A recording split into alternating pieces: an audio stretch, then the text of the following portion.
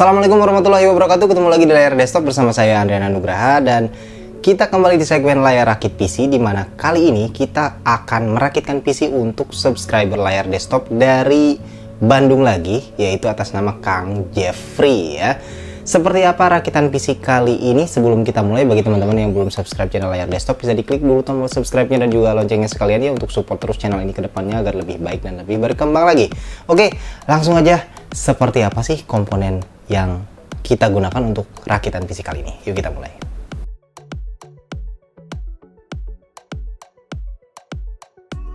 Budget untuk rakitan PC kali ini adalah 7 juta untuk keperluan gaming dan editing. Nah, apa saja komponen yang kita gunakan?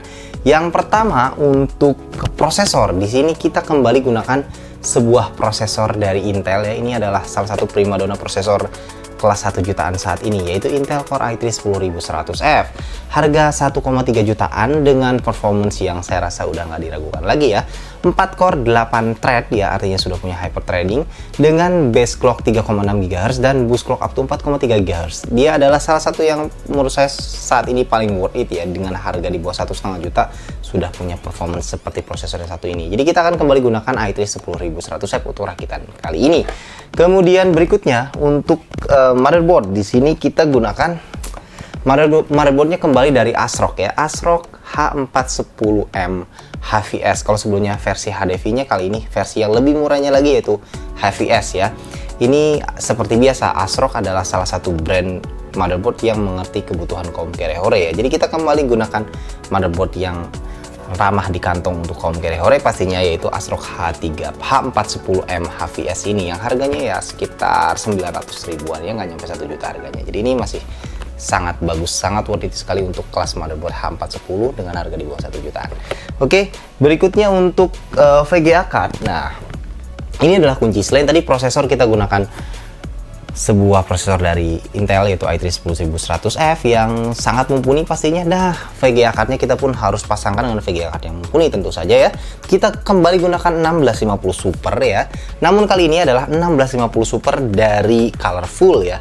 Colorful GeForce GTX 1650 Super. Nah, ini adalah keluaran Colorful yang saya rasa salah satu yang cukup worth it di kelas 1650 Super, karena harganya ini nggak nyampe 2,6 ya, 2590 ya saya dapatkan VGA yang satu ini, jadi nggak nyampe 2,6 juta. Sementara yang lainnya itu saat ini udah menyentuh harga 2,8, 2,9, bahkan di atas 3 juta untuk 1650 Super ya.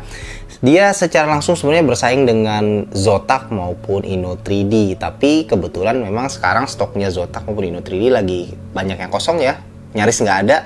Jadi sekarang yang ada ini adalah yang dari Colorful. Nah, kita lihat performance dari VGA card yang satu ini dipasangkan dengan i3 10100F ya. Kemudian untuk RAM, di sini kita gunakan kembali sebuah RAM dari tim, yaitu tim Elite ya, 2666 MHz 8 GB kit ya, 4x2 ya. Ya, ini saya rasa udah cukup lah ya sebagai minimum requirement untuk gaming ya, di kelas full 80p dengan 8 GB ini sudah cukup ya untuk minimum requirement. Ya, kalau memang mau lebih bagus kalian bisa pakai 16 GB sebenarnya ya. Untuk gaming dan editing ya minimumnya pakai 8 GB ini sudah cukup lah ya. Kemudian berikutnya kita pakai lagi untuk SSD. SSD di sini kita gunakan dari Adata, yaitu Adata SU650. Ini yang kesekian kalinya kita pakai ini lagi ya. 120 GB saja. Nah, ini untuk operating sistemnya kita akan install di sini ya, untuk Adata SU650 120 GB ini. Dan berikutnya untuk storage, kita gunakan hard disk 1 TB dari Seagate seperti biasa, Seagate Barakuda seri 1 TB ya, rekondisi 1 TB. Jadi kombinasi antara SSD SATA dengan hard disk 1 TB ya. Kemudian untuk ke power supply. Nah, power supply ini penting juga. Kita gunakan kali ini dari Enlight ya, Enlight Sniper Power 450 watt 80 plus bronze. Ini 80 plus bronze 450 watt, harganya di bawah 500 ribu. Ini salah satu yang menurut saya cukup worth it. Saya beberapa kali rakit dengan power supply yang satu ini ya, dan sudah cukup terbukti, saya rasa cukup oke. Dia punya sertifikasi 80 plus pastinya, dan kualitasnya juga bagus. Kabelnya pun sudah pipih, jadi ini memudahkan ketika kalian merakit. Jadi menurut saya bagus ya ini power supply yang satu ini, termasuk pilihan yang bagus untuk kaum kere-hore pastinya ya, dari Enlight yang satu ini. Dan berikutnya kita gunakan juga fan casing, yaitu dari PC Cooler FX 120. Ini kita gunakan dua piece ya, jadi kita gunakan dua untuk bagian outtake satu, bagian intake-nya di depan satu, karena kebetulan casingnya hanya support untuk intake di bagian depan, hanya support satu fan 120 mili saja, jadi kita gunakan dua totalnya ya, depan dan belakang untuk fan-nya ini. Kemudian terakhir casing, teman-teman bisa lihat di sini kita gunakan sebuah casing dari Raptor ya, Raptor 1601. Ini casing kelas kere-hore juga yang harganya nggak nyampe 300.000, tapi kalian bisa lihat secara penampilan cukup keren ya, cukup oke lah ya saya rasa. Untuk kelas kere-hore ini lebih dari cukup, ada tampilan-tampilan RGB-nya juga, dan casing ini cukup oke saya rasa dengan harga yang nggak nyampe 300.000 ya. Jadi itu aja untuk komponen-komponennya, dan langsung aja kita lihat performance dari PC ini seperti apa ya.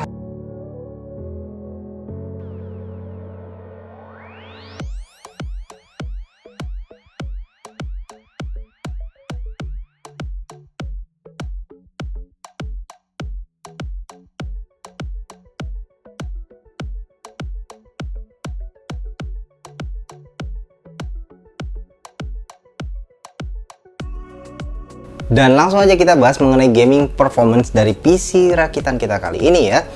Untuk gaming ini kita coba di 7 game seperti biasa ya, jadi ada game AAA dan juga ada game e-sport. Nah, untuk game pertama kita coba dengan game AAA dulu, yaitu Far Cry New Dawn ya. Kita coba di resolusi 1080p dengan preset ultra ya. Preset ultra Far Cry New Dawn 1080p mendapatkan rata-rata FPS yang cukup tinggi, yaitu 72 FPS.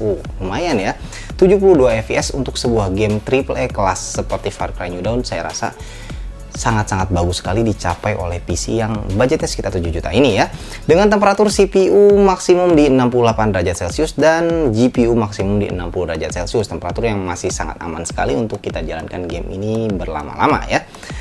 Lanjut ke game kedua, kita coba di game AAA lagi, yaitu game Battlefield 5. Nah, Battlefield 5 di resolusi 1080p dengan preset ultra kembali ya, rata kanan, mendapatkan rata-rata FPS yang juga tinggi ya, yaitu 77 FPS. Jadi lebih tinggi lagi daripada game Far Cry New Dawn tadi ya. 77 FPS untuk kelas game seperti Battlefield 5 di resolusi 1080p dengan settingan ultra atau rata kanan, itu juga pencapaian yang bagus sekali ya. Jadi kalian di sini bisa gunakan kalau kalian memang suka main game AAA, kita bisa gunakan monitor dengan refresh 75Hz, itu sangat-sangat pas sekali ya untuk PC rakitan seperti ini, untuk rakitan game AAA tentu saja ya.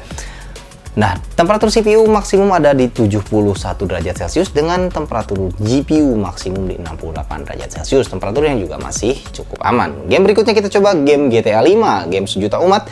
Resolusi 1080p dengan settingan very high ya, preset grafik very high dengan MSA kali 2. Di sini mendapatkan rata-rata FPS yang juga tinggi, yaitu 84 FPS, nilai yang enak banget pastinya untuk main game GTA 5 ya. Temperatur CPU maksimum di 66 derajat Celcius dan GPU maksimum di 64 derajat Celcius. Sebuah pencapaian yang juga sangat-sangat aman ya untuk temperaturnya ya.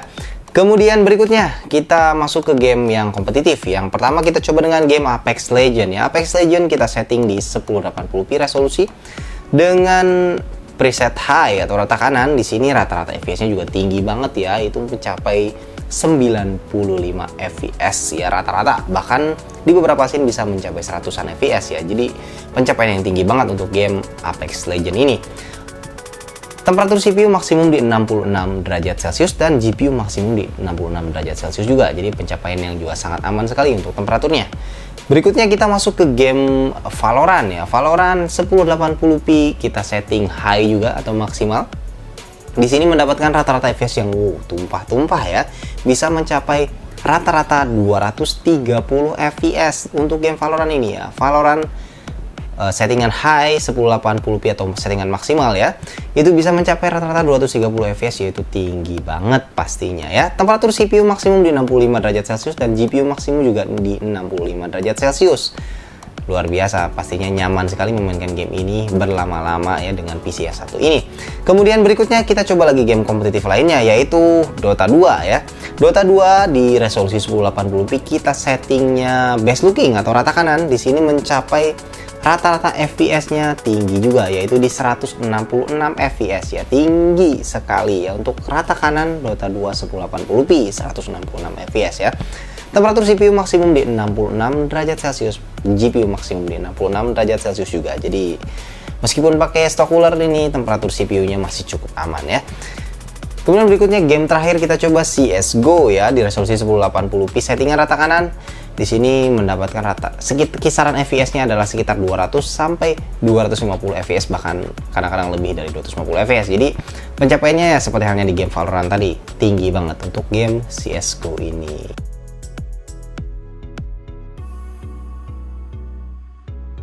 Berikutnya, selain tadi kita coba untuk gaming performance, kini kita coba bahas mengenai performance editingnya seperti apa ya. Kita coba jalankan aplikasi editing video yaitu Adobe Premiere Pro CC 2020 dengan menggunakan PC yang satu ini, dan aplikasi itu bisa dijalankan dengan sangat lancar ya. Kita ngedit video dengan sangat lancar ya menggunakan PC yang satu ini tanpa kendala, tanpa lag.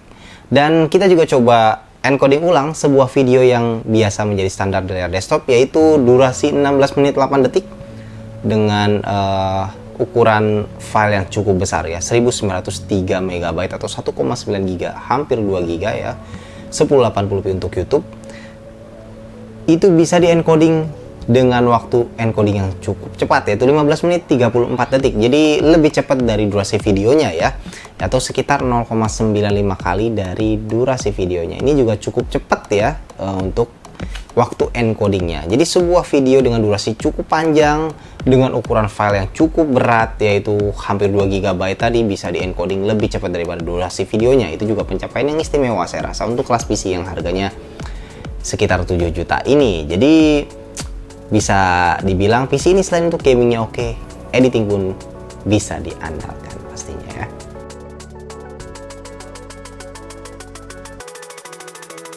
Nah, berikutnya seperti biasanya khasnya di layar desktop, kita bahas mengenai konsumsi listrik ya dari PC yang satu ini, dan gak cuma konsumsi listrik seperti biasa ya. Jadi kita bahas juga biaya listriknya berapa sih kalau kita punya PC seperti ini ya.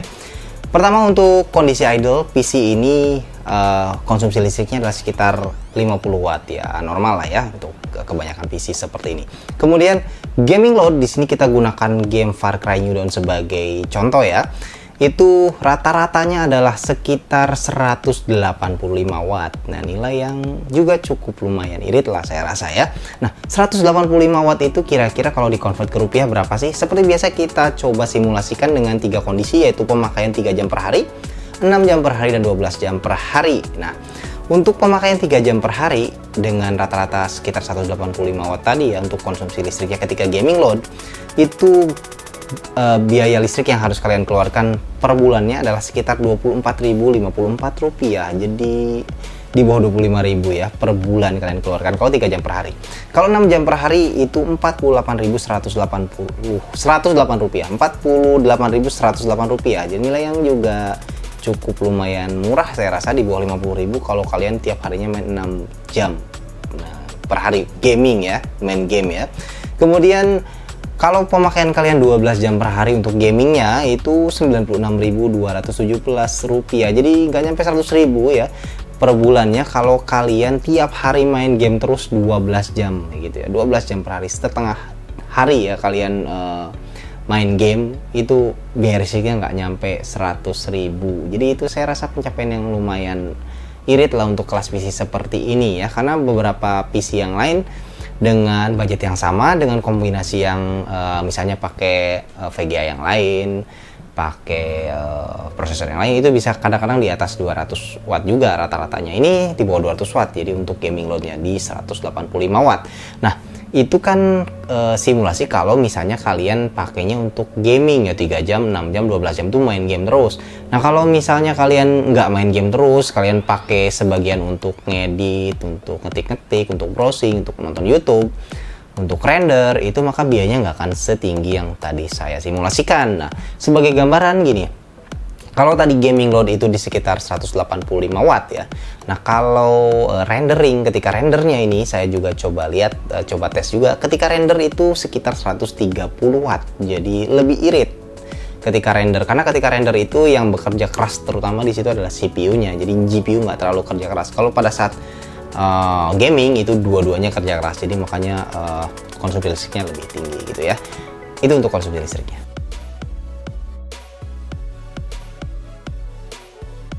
Oke teman-teman, itulah tadi rakitan PC kita kali ini ya, menggunakan kombinasi antara i3 10100F dengan GTX 1650 Super dari Colorful ya, dengan performance yang tadi teman-teman bisa lihat, gamingnya sangat mumpuni pastinya ya, AAA maupun e-sport ya. Jadi AAA saja udah bisa dilibas dengan lancar, apalagi e-sport ya, e-sportnya bisa tumpah-tumpah ya FPS-nya.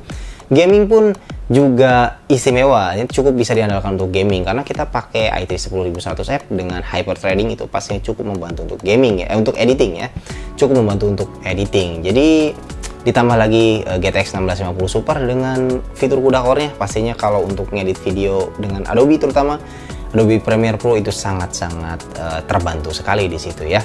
Kemudian juga untuk konsumsi listriknya itu tergolong cukup irit saya rasa ya, dengan di bawah 200 watt untuk gaming load, dengan sekitar 185 watt tadi ya rata-rata untuk gaming load, dengan biaya yang tadi saya sudah simulasikan ya ke teman-teman berapa biaya listrik per bulannya. Jadi PC ini punya paket yang komplit saya rasa, gaming oke, editing oke, dengan konsumsi listrik yang masih reasonable ya saya rasa.